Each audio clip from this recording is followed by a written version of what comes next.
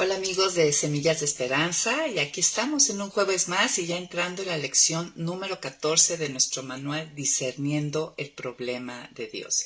Y hoy estamos en la segunda parte de la ira de Dios.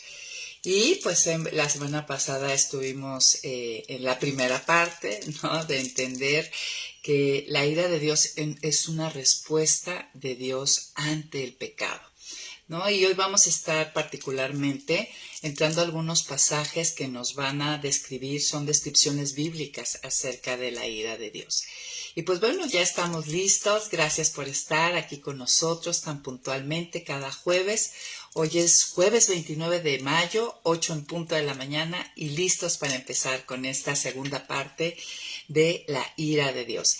Y pues vamos a orar para comenzar. Señor, damos muchas gracias, Padre, porque en verdad tu palabra nos revela quién eres tú, Señor. Gracias porque has ido ensanchando y ampliando el concepto y el entendimiento de quién eres tú, Señor. Realmente nuestra mente y el tiempo aquí y aún en la eternidad no alcanzarán para comprender y abrazar y deleitarnos, Señor, para ver la persona que tú eres, Señor. Bendice este tiempo, sé tú nuestro Maestro, que tu Espíritu, Señor, tome tu palabra y la aplique en nuestro corazón, Señor.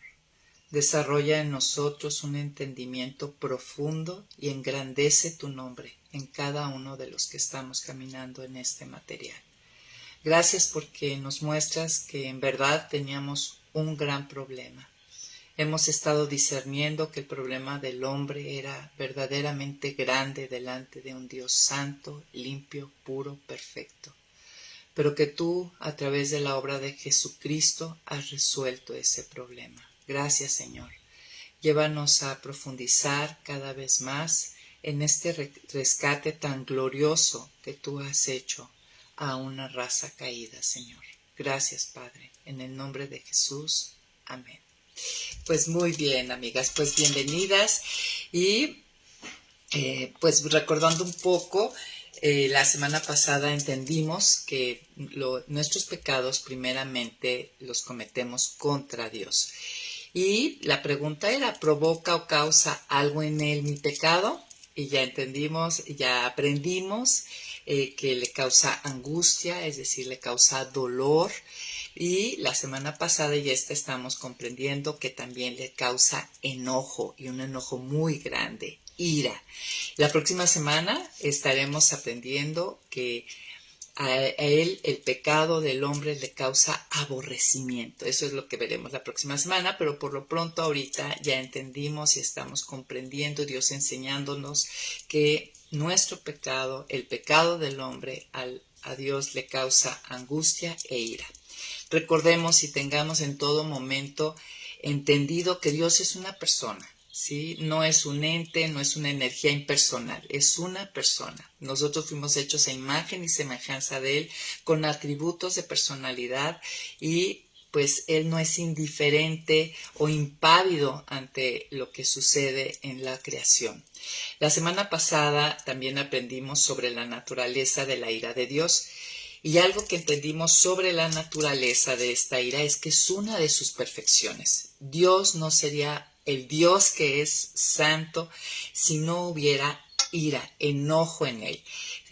No podríamos entender la misericordia o la gracia o el perdón o su amor si no existiera su justicia, si no existiera la ira. Estaría incompleto nuestro concepto y sería un Dios imperfecto. Entonces algo que nos pudo haber sorprendido a lo mejor es que la ira de Dios es una de sus perfecciones. Y recordamos que veíamos que el pastor Miguel Núñez decía que era como un atributo secundario, ¿no? Que aunque el hombre, y entendíamos y observábamos que aunque al hombre actualmente le incomode hablar sobre la ira de Dios, le incomoda hablar, le incomoda enseñar, le incomoda predicar, realmente Dios no se disculpa, ni se excusa, ni se apena, y en la Escritura Él toca el tema de Génesis a Apocalipsis. Vimos que hay aproximadamente 600 referencias directas e indirectas sobre este tema.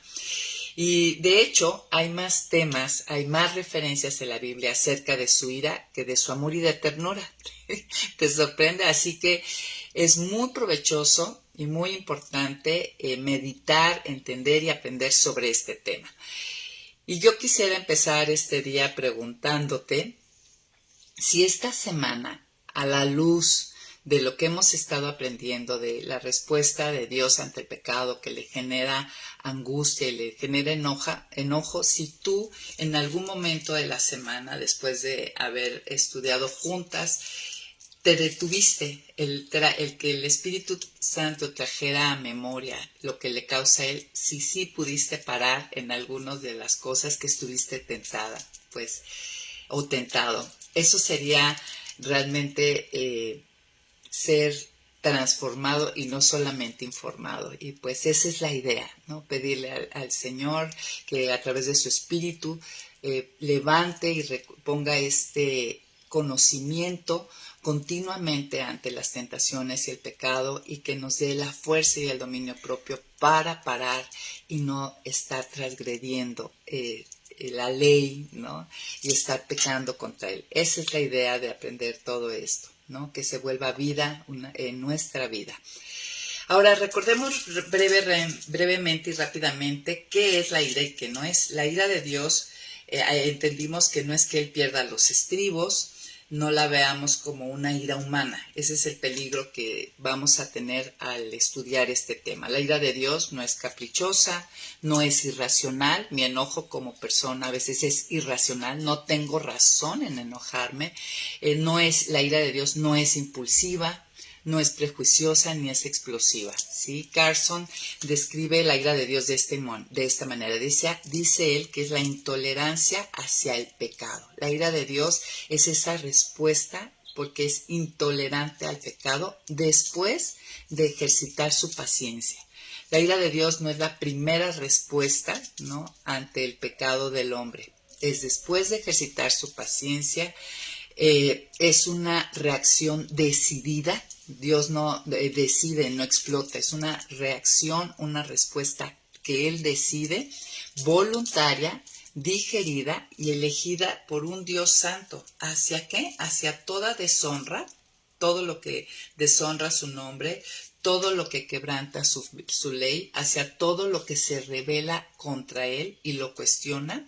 Y el resultado de esta ira es que resulta o conlleva un juicio, condenación y muerte. La paga del pecado es muerte. Esa muerte es la manifestación de la ira de Dios, la retribución justa que Él hace como juez y gobernador de todo. La realidad es que ahora sí que la verdad de las cosas es que nosotros solemos tomar el pecado con mucha ligereza, ¿no? Como que lo vemos, tenemos términos así como que hay un pecadillo, lo vemos con mucha ligereza, nos justificamos, realmente no logramos ver la trascendencia de lo que implica un pecado tanto en la persona de Dios como en nuestra vida. Somos simples, ¿no? Como dice la Biblia. Pero si algo que hemos estado aprendiendo es que Dios no lo toma a la ligera. Él no lo ve liviano ni ligero. De hecho, en la Biblia el pecado siempre nos da una idea de que se gesta, ¿no? Es como si estuviéramos embarazadas. Viene la tentación, viene esa propuesta muchas veces, y habla como que va a haber una gestación y después vamos a dar a luz al pecado. Y nunca, muchas veces no nos detenemos, o la mayoría de las veces no nos detenemos a ver la trascendencia. A veces dices, una llamada no va a implicar nada, no es adulterio, y termina en adulterio y destrucción de un hogar, ¿no? Y así muchas cosas las vemos de una manera muy simple. Y realmente como Dios, siendo un Dios santo, amoroso, bueno y justo, ¿no?, inclinado totalmente al bien, siendo Él fuente de todo bien, ¿cómo podría ser indiferente o tomar a la ligera el pecado, que es lo que viene a destruir, a malograr toda su creación? Y bueno, la idea es que Dios nos ayude a ver el pecado como Él lo ve. ¿sí? Y que realmente impacte nuestra vida y nuestra manera de vivir y de decidir ante Él. Hoy, en esta semana, nos vamos a enfocar en el lenguaje que la Escritura usa para describir la ira. Y el primer pasaje que vamos a ir, si tienes ahí tu Biblia, vamos a Nahum, este profeta menor, no por falta de importancia, sino porque cuando hablamos de profetas menores, es que sus cartas, lo que Dios les reveló no es muy extenso, pero no por ser extenso no es importante. Nahum, vamos a leer del versículo 1 al 3. Dice: profecía acerca de Nínive, libro de la visión de Nahum de Elcos. El Señor es un Dios celoso y vengador. Estas son dos palabras con que Dios está revelándonos para describir su ira, celos y vengador. El Señor es el Señor de la venganza y de la ira. El Señor se venga de sus adversarios y mantiene su enojo contra sus enemigos. El Señor es lento para la ira y su poder es impresionante. El Señor no tiene por inocente al culpable. En estos 3 breves versículos nos habla claramente sobre la ira, el enojo de Dios. Y vamos a entender un poquito el contexto. Nahum es un profeta que Dios utilizó para dar un mensaje 100 años después del mensaje que dio Jonás a Nínive. Jonás dio el mensaje a Nínive como un mensaje evangelístico, ¿no? Arrepiéntanse, reconozcan que están en pecado, porque si no vendrá un juicio, un castigo por su maldad. Habíamos hablado de que Nínive era la capital del imperio asirio y que especialmente los ninivitas, los asirios, eran particularmente crueles y malvados, ¿no? Nosotros podemos ver a través de la historia y de las guerras que ha habido mucha crueldad y maldad, pero Nínive y el imperio asirio se destacaban, ¿no? Y Nahum es llamado por Dios para dar este mensaje, ya no a Nínive, sino al pueblo de Judá, para darle ánimo y aliento. ¿Por qué? 100 años antes Jonás proclamó y Dios les dio el arrepentimiento y no vino el juicio. Pero pasada esa generación, los ninivitas, los asirios, pues se olvidaron de este hecho tan importante. No era para olvidarse. Nosotros actualmente recordamos perfectamente lo que pasó hace 100 años, ¿no? Tenemos muy presente la Revolución Mexicana. Por ejemplo, si tú estás en México, sabemos que tenemos amigos en otros países, o sea, los acontecimientos de hace 100 años no están olvidados, son cosas que tenemos todavía presentes, pero esta generación se olvidó y volvió a su mal camino. Entonces llega el momento donde la maldad y la paciencia de Dios tiene un límite. En ese tiempo, en el imperio asirio, se levantó Sennacherib y Sennacherib atacó las tribus del norte y los tomó cautivos. Después quiso atacar Judá, pero Dios mandó un ángel y este ángel derribó 180,000 soldados. No pudo, Dios defendió al reino del sur, a Judá, a la tribu de Judá, y ahora manda a Nahum a Judá a que les diga a los de Judá que él va a ser su vengador, que él se va a hacer cargo y va a traer un juicio a este pueblo que se arrepintió por un tiempo, pero después volvió a lo mismo. Y quiero que vayas identificándote. Todo esto, lo antiguo, fue escrito para nuestra enseñanza. Y lo importante es también identificarnos, ¿no? No sé si tú has vivido un arrepentimiento, dejas ciertos comportamientos, cierto pecado, pero después te das el permiso y vuelves a las andadas. Pues vamos a ver cómo es la respuesta de Dios ante esto. Entonces, y esta es la profecía, ¿no? Que va a destruir completamente a Nínive y lo va a reducir a cenizas. De hecho, así sucedió.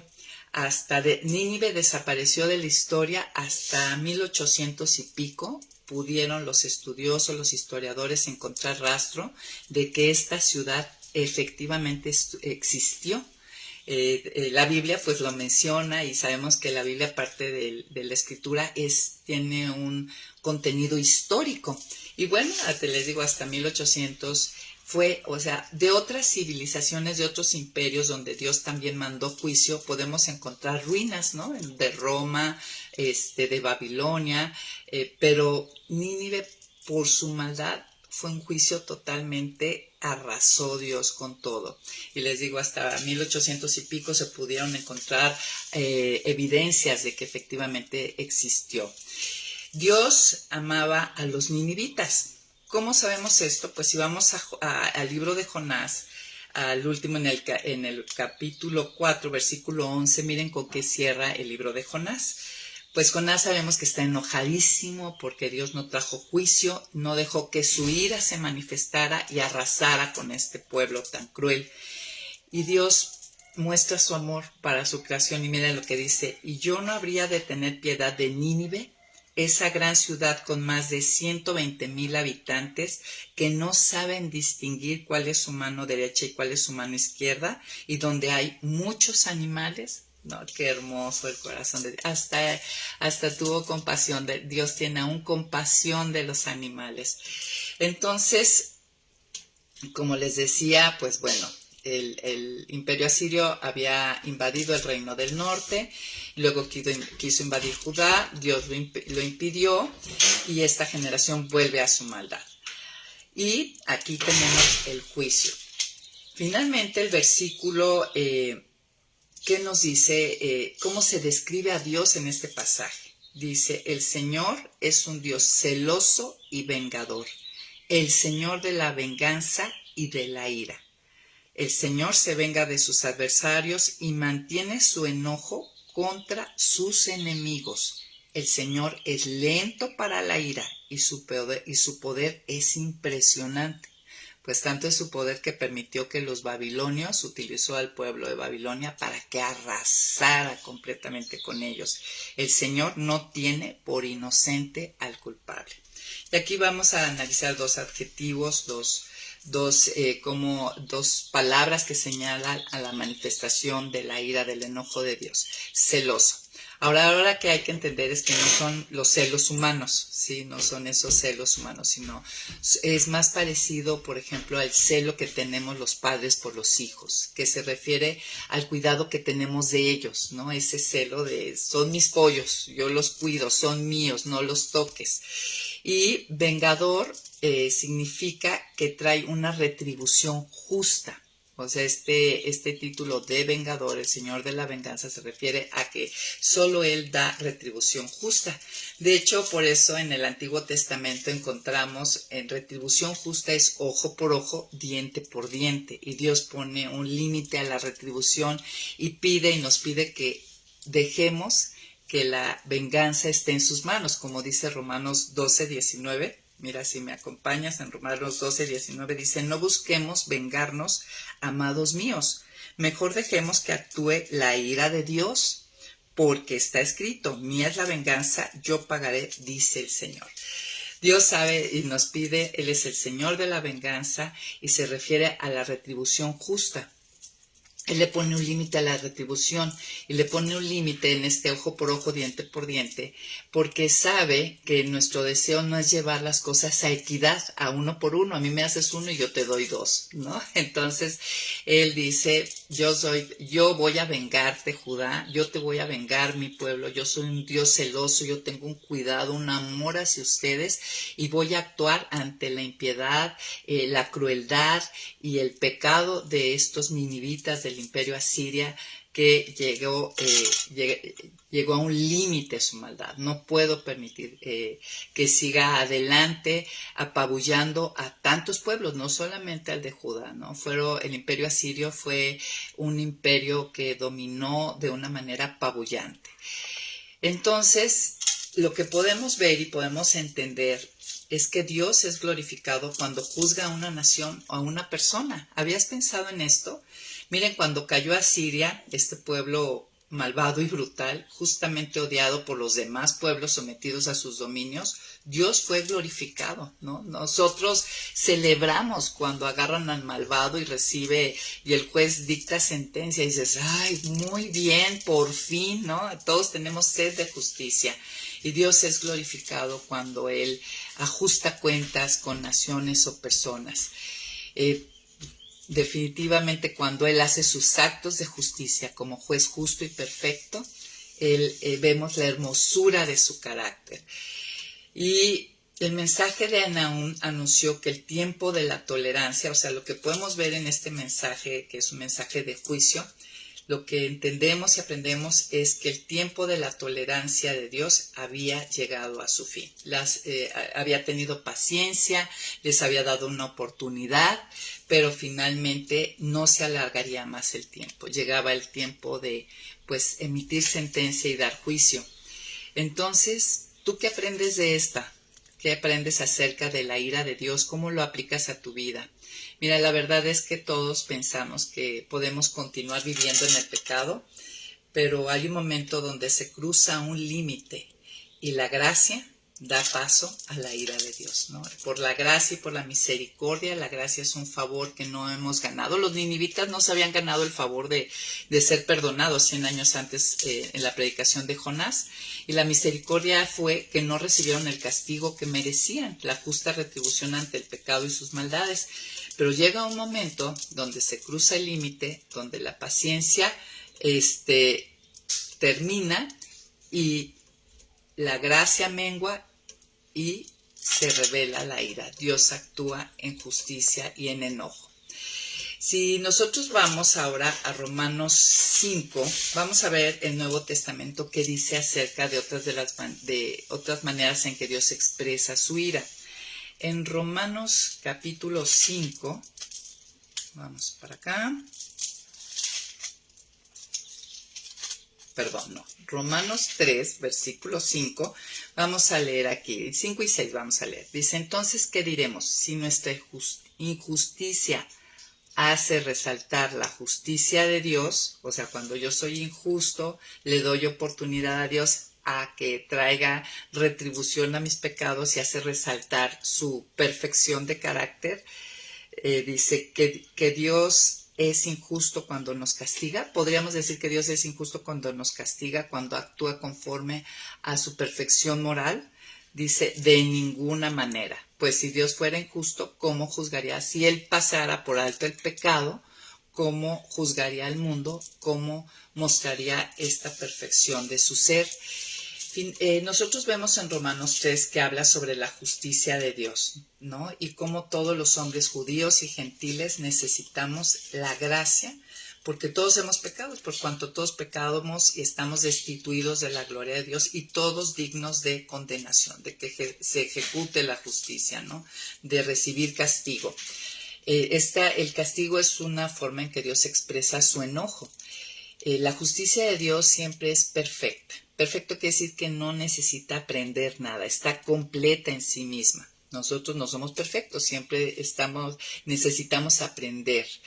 Dios está justificado en castigar a los pecadores, ¿sí? Dios siempre actúa de acuerdo a todas sus perfecciones y su carácter completo.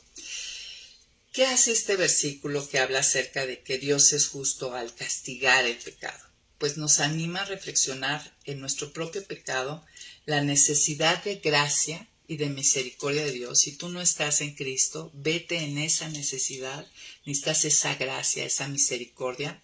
Y los que ya estamos en Cristo, pues reconozcamos que somos pecadores y agradezcamos que hemos sido justificados en la obra de Cristo. Todo el castigo que yo merecía, Cristo lo recibió en esa cruz. Fui librado de ese castigo.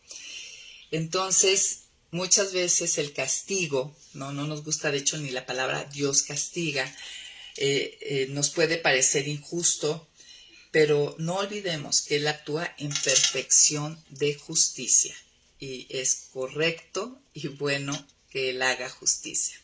Ahora vamos a otro pasaje. ¿Qué les parece si vamos a Hebreos 12?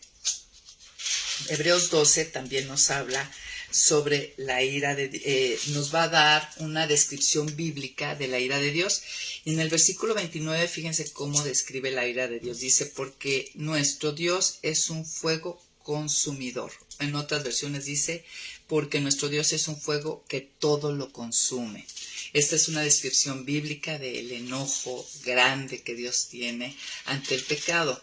Miren, en la Biblia existen varios versículos y referencias hacia el fuego, ¿sí? Esta imagen del fuego se utiliza para describir la presencia de Dios. Ahí tenemos cuando Dios, a través de un fuego en una zarza que no se consumía, se aparece, tiene un encuentro con Moisés y le habla y le da su propósito y su encomienda para su vida, ¿no? Entonces, esta imagen se describe mucho el fuego para describir la presencia de Dios. Y también en la Biblia, los pasajes, se atribuye que este fuego tiene su capacidad para purificar todo lo que toca. El fuego está asociado con la justicia de Dios y su ira contra el pecado. Entonces, las pruebas, ¿no? Hay veces, hay diferentes situaciones en las que yo me voy a encontrar en ese fuego purificador.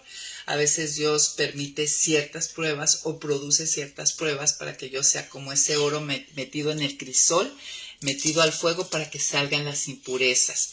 A veces hay juicios, ¿no? Como fue en la situación de Nínive, ¿no? O por ejemplo el juicio que trajo al ejército de Faraón, y luego podemos ver a Rahab en Jericó temiendo, ¿no? El juicio, todo lo que hace Dios es para bien, ¿eh? Aunque veamos de momento no lo entendamos, las pruebas van a sacar las impurezas y seremos oro refinado. Cuando Dios trae juicio a naciones o a personas, eso nos hace aprender y purificarnos también, ¿no? Vemos ahí a Rahab que tuvo temor, confió y pues salvó la vida, ¿no? Y obviamente hasta es la descendencia del rey David, viene de ella. Se entiende que tuvo un arrepentimiento y un cambio de vida y se volvió a Dios.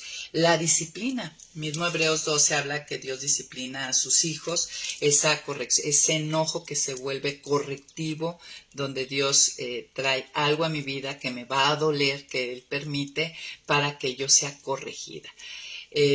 La práctica y la presencia de Dios, ¿no? El tener comunión con Él, ir diario a su palabra en oración, todo esto purifica. Las pruebas, los juicios, la disciplina, como la práctica y la presencia de Dios me lleva a estar ante ese fuego purificador. Ahora, veamos que todos necesitamos pasar por fuego, porque puede quemar todo lo que no es puro en nosotros y dejarnos como oro refinado. Como les decía, el fuego de Dios nos ayuda a despojarnos de todo lo que nos aleja de Él y deshacernos de ese viejo hombre, que es un mandato, ¿no? Desháganse de ese viejo hombre y renovarnos. Y pues como les decía, y Hebreos 12 habla de eso, que Dios aplica disciplina a sus hijos. Entonces, la ira de Dios se manifiesta como fuego consumidor y como vemos, todo para bien. Miren, en Hebreos 12:29 podemos ver una advertencia contra el pecado, ¿no? Porque Hebreos 12 está hablando que dado que hay una gran nube de testigos, de personas que murieron, los héroes de la fe que murieron en esperanza, nos dice que en el versículo Dios dice, fijemos la mirada en Jesús, el autor y consumador de la fe, por quien por él el gozo que le esperaba sufrió la cruz, ¿no? Nos está diciendo, aprendamos a sufrir, ¿no? Y luchemos contra el pecado, dice el versículo 4, y parte de nuestra lucha contra el pecado, si no logramos, si estamos en la necia o rebeldes, no importa, Dios como buen padre nos disciplinará, es lo que dice a continuación, ¿no? Y finalmente es una advertencia contra el pecado. Termina este capítulo diciéndonos, Dios es fuego consumidor, o sea, ten temor porque Dios no va a ser indiferente ante tu pecado, tú que eres hijo de Dios, ¿no? E igual tampoco es indiferente ante el pecado del hombre sin Dios y de las naciones sin Dios. Veamos que el pecado es como una sustancia inflamable que puede avivar la ira. El fuego de Dios entonces concretando, no solamente consume, sino que también purifica y renueva. Entonces, también esta imagen de que Él es fuego consumidor, pues debemos de acercarnos a Él y entender que en nuestra relación con Él debe de haber reverencia y un temor bíblico, santo. Miren, si lo pensamos, este fuego puede parecer aterrador, pero en realidad es una invitación a que nos desprendamos del pecado y que nos pesa, ¿no? Y corramos con paciencia la carrera que tenemos por delante y que abracemos, ¿no? Ante este fuego, que abracemos la transformación que en su presencia Él puede ofrecer, en su presencia, o en su disciplina, o en sus juicios, o en sus pruebas. No, que hay dos maneras de vivir estas cosas. Como un niño berrinchudo que la mamá lo tiene que jalar y arrastrar por el piso, ¿no? Como digo, tú vas, Dios dice vas, en ballena o en barco, pero vas. O sí, a lo mejor sollozando, sufriendo, pero agarrada de la mano de mi padre y siendo guiada por él. Incluso es mi padre, muchas veces se hinca, se pone a mi altura de mi rostro y y me limpia las lágrimas y me da palabras de consuelo y me lleva por ahí, ¿no? En ese camino de la santificación, de la perfección, o el camino del arrepentimiento para que yo tome a Cristo como mi Salvador. Entonces, eso es lo que estamos aprendiendo y la actitud que tenemos que tener ante el enojo de Dios, ante el pecado, verlo como un fuego consumidor. Ahora vamos hacia Éxodo 15, vamos a ver otra imagen, estábamos hablando que estamos viendo descripciones bíblicas acerca de la ira de Dios. Y Éxodo 15, ahí tenemos otra. Éxodo 15, en el versículo 7 dice: tu gran poder derribó a tus adversarios, tu ira los consumió como a hojarasca. Ahora, ¿en qué contexto está? Éxodo 15 es el cántico de Moisés y de Miriam cuando Dios venció al ejército de Faraón. ¿Se acuerdan que estaban todos eufóricos? Es que, mira, tratemos de ponernos en esa escena. O sea, Dios abrió el mar, pasó todo el pueblo, ahí venía Faraón rebelde y obstinado contra Dios en su pecado, va tras del pueblo y ellos ven cómo Dios, así como vieron que Dios abrió el mar, y empezaron a pasar por ahí este ejército que los perseguía para destruirlos, con la misma fuerza los cerró. Y es ese cántico, este es el contexto donde dice: tu gran poder derribó a tus adversarios, tu ira los consumió como a hojarasca. Entonces, la ira de Dios, algo que hay que entender, esta respuesta ante el pecado de Dios no es una fuerza débil, ¿no? Su ira la ejerce con su gran poder, con el gran poder del omnipotente, ese omnipotente que puede abrir las aguas del mar. Miren, algo que hay que ver es que la respuesta de Dios ante el pecado no es un soplo sin energía o débil, sino es una manifestación fuerte, grande, poderosa de su ira, que hace y tiene la capacidad de abrir al mar, abrir camino, y luego que le caiga encima al rebelde y al obstinado en su pecado, ¿no? Al que se rebela contra él. Y pues eso tiene que traernos, este pasaje nos da una doble enseñanza, ¿no? Que Dios se encarga de nuestros enemigos, su ira, su enojo, Él nos hace venganza, es nuestro vengador, nos ama celosamente, y por otro lado, pues temor ante la obstinación y rebeldía que nosotros podamos presentar. Ahora, pues, por último, vamos al Salmo 7 que nos llevó el manual, este salmo precioso que escribe el rey David. Voy a leer el versículo 11, del 11 al 13, y ahorita vamos a hablar del contexto. Miren lo que dice el Salmo 7. Dice: Dios es juez justo, siempre enojado con la gente malvada. Listos tiene el arco y la espada para actuar contra ellos si no se arrepienten. Listas tiene también armas mortales, ya preparado ardientes saetas. ¿Sí? ¿Cuál es el contexto en que David dice esto? Este es un salmo donde está pidiendo, es una petición de justicia. Y yo ahorita que te lo expliqué antes, yo quisiera preguntarte, ¿tú has sufrido injusticias o estás sufriendo actualmente injusticias, calumnias o persecución? ¿Tú cómo enfrentas estas cosas?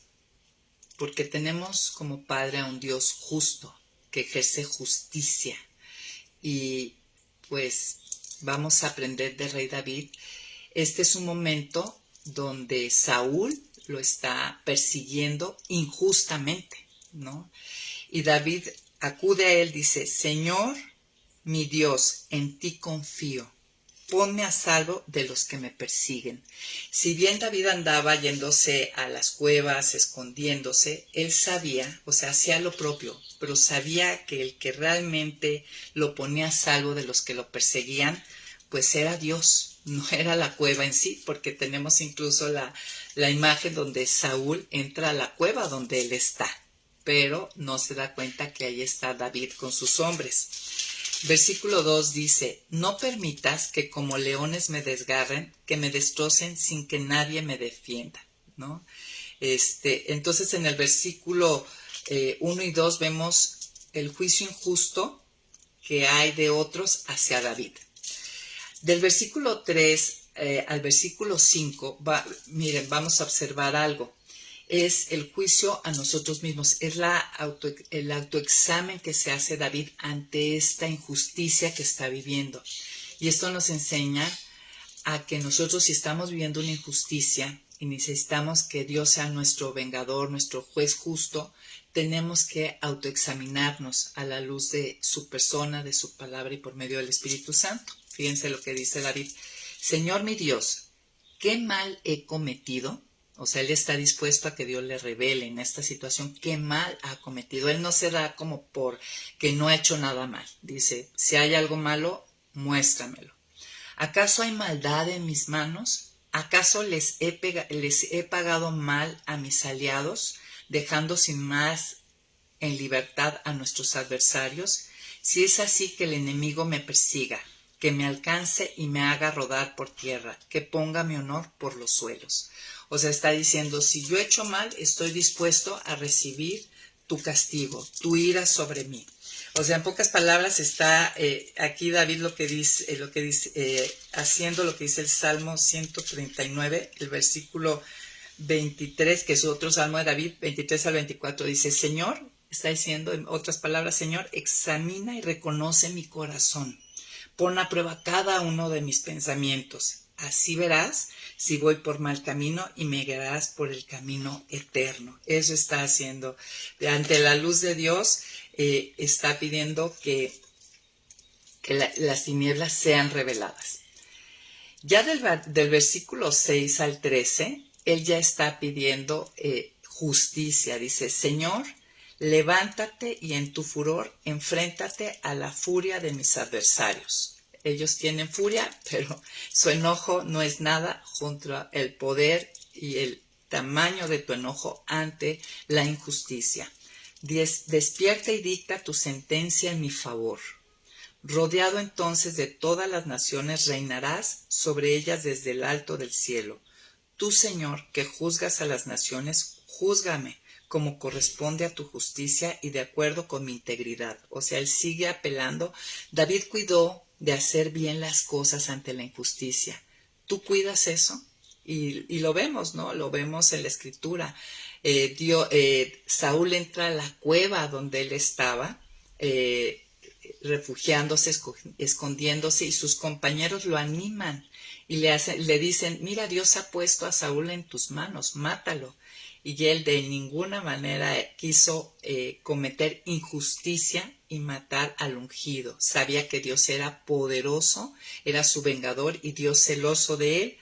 Dice, júzgame como corresponde a tu justicia de acuerdo con mi integridad. Pon fin a la maldad de los perversos, pero mantén firme al hombre honrado, pues tú eres un Dios justo que examina el corazón y la mente. Dios es mi escudo, Él salva a los rectos de corazón. Dios es un juez justo, siempre enojado con la gente malvada. David sabía que había ira, enojo contra la gente malvada, contra su pecado.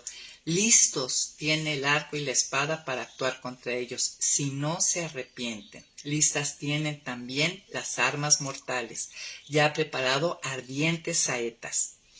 Y ya del versículo 14 al 17, ante la luz de Dios las tinieblas retroceden. Miren lo que pasa, el malvado concibe hacer mal. Les decía que el pecado es como gestar, ¿no? Es una gestación.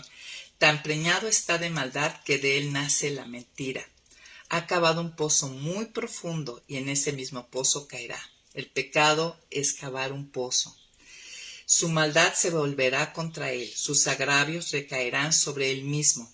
Yo alabaré al Señor por su justicia, cantaré salmos al nombre de Dios Altísimo. Aquí David termina alabando al Señor porque sabe que confía en un Dios que es un juez justo, vengador y celoso de él. Y bueno, el manual traía muchas más referencias, pero realmente el tiempo es imposible, pero quise tomar algunas de las ideas que me parecieron más importantes. ¿Y tú qué idea importante y útil te llevas acerca de este tema, de esta comprensión sobre la ira de Dios? Podemos ver, si hacemos una recopilación, que hoy aprendimos acerca de Nahum, por ejemplo, que Dios ama y es paciente ante el pecado, ¿no? Tuvo paciencia, mostró su amor hacia Nínive, aunque era una nación, un pueblo no elegido por él. Ahí podemos ver que Dios tiene amor por toda su creación y dio oportunidad al arrepentimiento. Da oportunidad a que nos arrepintamos, pero cuando volvemos a lo mismo, retrocedemos, Él no se va a hacer de la vista gorda y manifestará su ira y su juicio contra nuestro pecado. Ya sea a nivel nación, lo hemos visto, ha existido muchos juicios contra imperios y naciones que estaban en el top y después quedaron abajo. Romanos 5, ¿qué nos enseñó? Romanos 3:5, bueno, pues que Él es justo en castigar el pecado, ¿no? Y que todos merecemos castigo por eso mismo. Y nos debe de llevar a apreciar grandemente la gracia y misericordia que hemos recibido a través de la obra de Cristo. Él tomó el lugar del castigo que yo debería recibir. En Hebreos 12:29 pudimos aprender que Dios es fuego consumidor. Su ira se ve como un fuego consumidor, pero aún en esto podemos estar contentos y alegres porque ya sea que a través de las pruebas, los juicios, las disciplinas o su presencia, ese fuego consumidor nos va a purificar, ¿sí? De hecho, nosotros utilizamos mucho calentar ciertos instrumentos. Nosotros vemos en películas, ¿no?, donde van a hacer una operación en tiempos antiguos y los instrumentos los pasaban por fuego para matar todas las bacterias. Y eso hace. Dios mata todo el pecado, la impureza a través de ese fuego consumidor. Y la idea es que estamos invitados a despojarnos de ese pecado que nos asedia y correr, como les decía, con paciencia la carrera que tenemos por delante, ¿no? Aceptemos con la actitud correcta cuando somos corregidos, disciplinados por nuestro Padre Celestial. En Éxodo 15:7, este cántico de Moisés y Miriam, nos enseña que Dios en su ira no es una fuerza débil, ¿no?, o un soplo sin energía, que produzca en nosotros un temor reverente y que sea engrandecido nuestro conocimiento de Dios, ¿no? Yo pienso que a través de estas lecciones la idea a veces tenemos una idea equivocada y débil de Dios, pero en lo personal, al ver que Dios es un Dios que también tiene ira y que actúa justamente, ha engrandecido, ensanchado mi visión de Él. Y el Salmo 7, este Salmo de David de vindicación, donde él pide justicia, pues nos enseña que en vez de que nosotros nos desgastemos en el enojo y buscando venganza y nos atribulemos y nos sintamos como oprimidos, pues seamos como David, vayamos ante este juez justo que no tiene por inocente al culpable, que mantiene su enojo. A Dios a nosotros a veces se nos pasa el enojo, ¿no? Nos enojamos con nuestros hijos, pasó algo fuera de casa y decimos, vas a ver, ahora que llegues va a haber esta consecuencia. Y se nos baja el enojo, ¿no? O sea, ya no damos la retribución justa. Pero nuestro Dios, a través de diferentes pasajes que vivimos, por ejemplo, en los juicios que hace contra naciones, a Él no se le pasa el enojo. Sería un Dios imperfecto en su justicia. Y nosotros podemos acudir a nuestro vengador y pedir justicia y no desgastarnos nosotros. Dios se hace cargo. Nada más, como David, cuidemos que hay en nuestro corazón y actuar correctamente aún en la injusticia. Y dejemos el enojo, que es carcoma de los huesos, y dejemos la ira y el enojo, el juicio a nuestro Dios. ¿Y tú con qué te quedas hoy? Con esto cerramos. Espero que Dios pues nos recuerde en la semana esto que estamos aprendiendo y que nos lleve a frenar nuestro pecado, ¿no? Al entender que causa angustia, que causa ira, y la próxima semana estaremos aprendiendo que el pecado causa en Dios aborrecimiento. ¿Y tú qué tal? ¿Tú aborreces el pecado?